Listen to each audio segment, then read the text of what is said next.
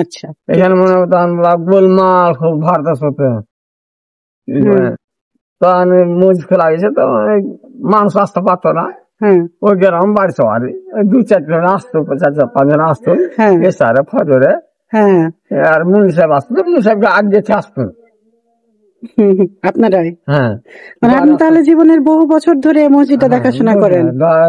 92 সালে খুলেছিল, 92 সাল থেকে। আর আগে প্রতি চান্সের গু জঙ্গলেতে, মানে মসজিদটা আগে এমনি পড়েছিল জঙ্গল আলমি সাধারণ মালামাত করলে খালে যা ফের খালে যেতাম কি করলে পাশে উতানি করলে এই গ্রিল করলে দরজা করলে কাঠে আর দিন করলে আর বান্ধা ঘুরেলে তখন চামচিকাটা পাওয়াছে। চামচিকা আইলে আমার কাজ হবে চামচিকা মসজিদ এজন্য বলে এটাকে। হ্যাঁ, মানে মুহল্য করে বসে থাকতো চামচিকাতে। যখন নাচ কাশি ফজরে তখন ফাঁক ফাঁক করে বাড়াতে লাগলো। আচ্ছা, আর এসার শুরু হলো। হ্যাঁ, মানে দরজা লাগে দাম যে মনসে আসাই তো। আচ্ছা, মানে যেহেতু এটা বন্ধ করেছিল তখন চামচিকায় ভরেছিল, তাই এটাকে চামচিকা মসজিদ বলে। তাহলে চামচিকা মসজিদ, কিন্তু এটা আসল নাম খনিয়াদিঘি মসজিদ। খনিয়াদিঘি মনে হয় 3 বছরের লেখা।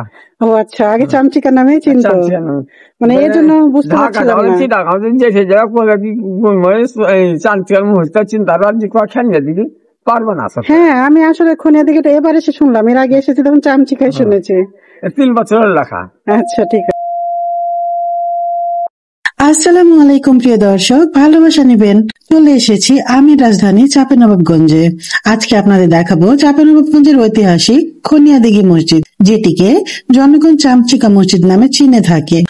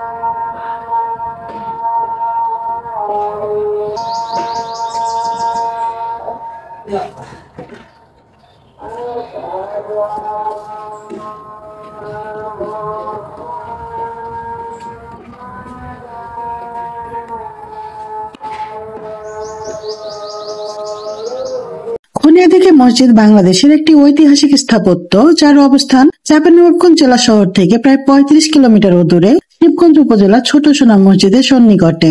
এটি আনুমানিক 15 শতকে নির্মিত হয়েছিল, যা গৌড়ের প্রাচীন কীর্তিগুলোর অন্যতম মনে করা হয়। ধারণা করা হয় 1480 সালে কোন এক রাজবিবি মসজিদটি নির্মাণ করেন। মসজিদটি দেখতে প্রায় ভারতের মালদার চামকাঠি মসজিদের মতো।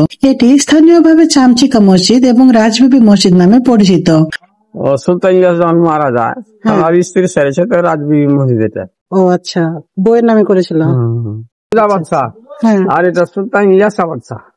সুলতান ইলিয়াস? হ্যাঁ, সুলতান ইলিয়াস। আচ্ছা, এইটা মসজিদ আগে। হ্যাঁ, এটা হয়েছে আগে, মানে সোনা মসজিদের আগে এটা হয়েছে। ওইটা সস্ত কত হলো, আর এটা মনে করো 1000 কি 1200। মসজিদ হলো রাজবিবি মসজিদ।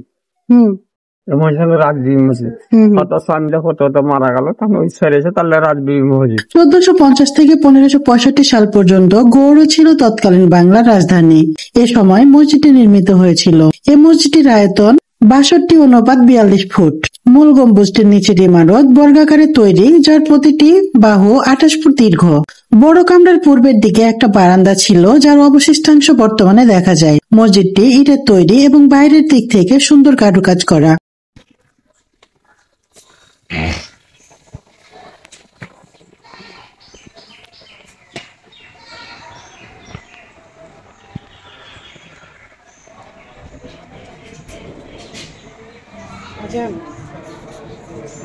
অর্ডার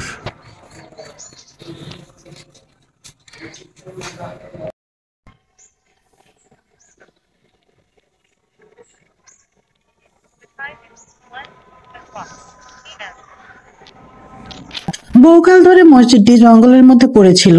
কিছুকাল আগে জঙ্গল কমে গেলে মসজিদটি মানুষের চোখে পড়ে। প্রত্নতত্ত্ব বিভাগ এখন এটিকে টিকিয়ে রাখার চেষ্টা করছে। বর্তমানে মসজিদটির একটি মাত্র গম্বুজ ও দেয়ালের কিছু অংশ কোন রকমে টিকে আছে। ইটের তৈরি মসজিদটির গায়ে বাইরের দেয়ালে খুব সুন্দর কারুকাজ করা। বারান্দার ছোট 3টি গম্বুজ সহ এই মসজিদের মোট গম্বুজ সংখ্যা 4টি। টেরাকোটা ও ইটের নকশায় অলংকৃত মসজিদের পিলার কার্নিশে পাথরের ব্যবহার লক্ষ্য করা যায়। মসজিদটি মোগল স্থাপত্য রীতিতে তৈরি।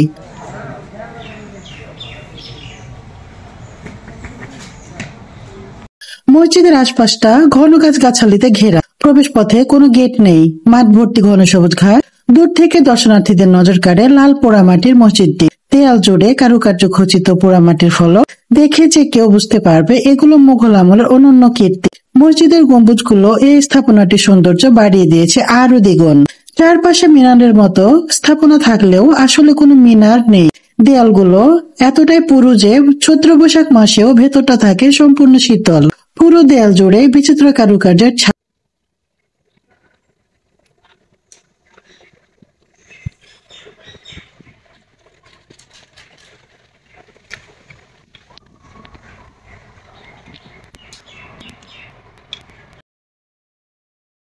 মসজিদের সামনের অংশে রয়েছে অজুখানা আর বাথরুম।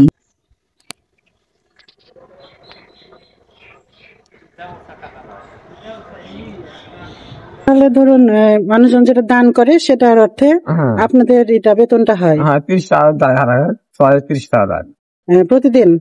না না, সপ্তাহে। মনে করে 100 টাকাতে 30 টাকা পাওয়া যায়। মানে যেটা দানের থেকে যেটা উঠে 100 টাকার মধ্যে 30 টাকা করে আপনাদের দেওয়া হয়। ও আচ্ছা আচ্ছা, কমই তো ধরা যায় এটা। সারাদিন শ্রম দিচ্ছেন এখানে, সে অনুযায়ী কম। তখন সপ্তাহে শুক্রবার দিন খসে, কালকে শুক্রবার তো কাল খসে ঘুরে শুক্রবারে। আচ্ছা, 300 পাই, 400 পাই, 500 পাই, 200 পাই, 100 টাকা পাইবো। কত দূর আপনার বাড়ি এখান থেকে? মানে আমার ওই গ্রামে বালিয়া দিঘি। বালিয়া দিঘি, এটা কত? আর এটা খাই দিঘি, ওই বুড়াটা নাই, হ্যাঁ ওঠে বাড়ি। মসজিদে প্রবেশের দরজা খুব বেশি প্রশস্ত নয়, বেশ চিপানো ও সরু। ভেতরটি ঝকঝকে পরিচ্ছন্ন। রয়েছে একটি মাত্র মেহরাব ও মিম্বার।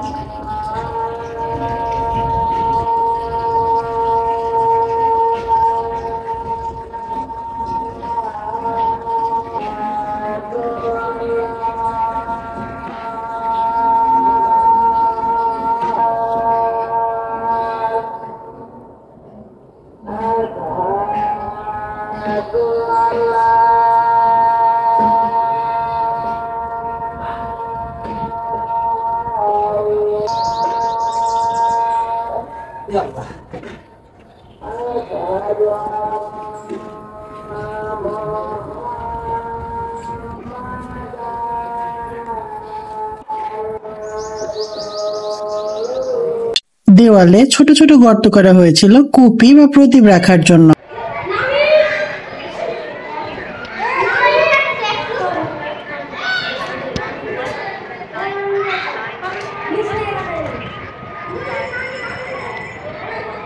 ইট, টেরাকোটা ও টাইলে তৈরি অপূর্ব সুন্দর এই মসজিদটির সৌন্দর্য উপভোগ করতে ও এখানে নামাজ আদায় করতে দেশের বিভিন্ন প্রান্ত থেকে প্রায়ই ছুটে আসেন দর্শনার্থীরা।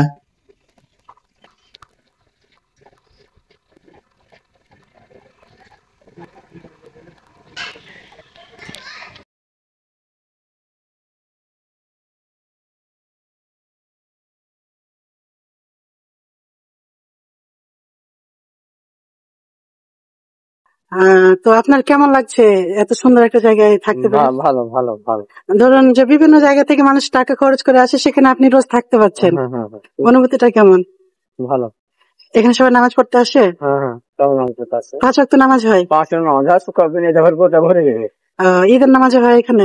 ঈদের নাম মনে হতে হয়, মনে করতে হয় কত বর্ষা হলো, খুব পানি হলো, ঘাটে জাগাল না। আচ্ছা আচ্ছা, কাদা হয়ে যায়, এখানে সব পড়ে গেল।